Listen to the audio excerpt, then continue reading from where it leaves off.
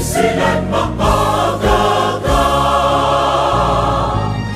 Sa San Lutero Taumansika, sa salang inuulat nila,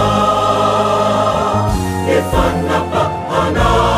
iyong magsurunisa, sila'y maagaga.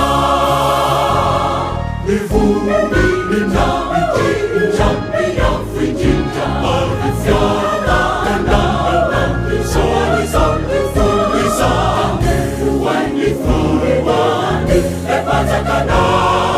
fijavani, isan simamani, isingalunina, kapazakana,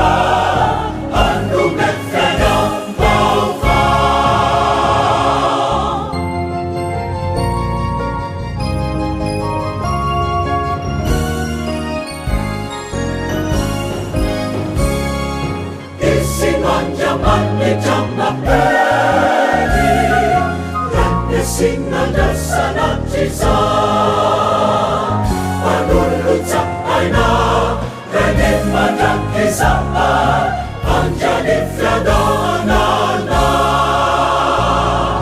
Isiman jaman ni jamak beri Dan sinada sanat cisa Panulut sampai na Renin madang kisah Anjani fiadanana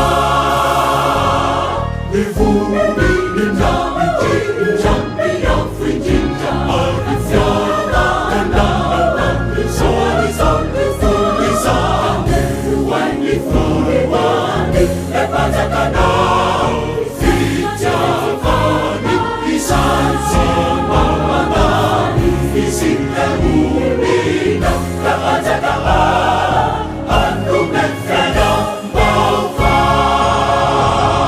Livuni na itinjang iyang frijinja Arifyana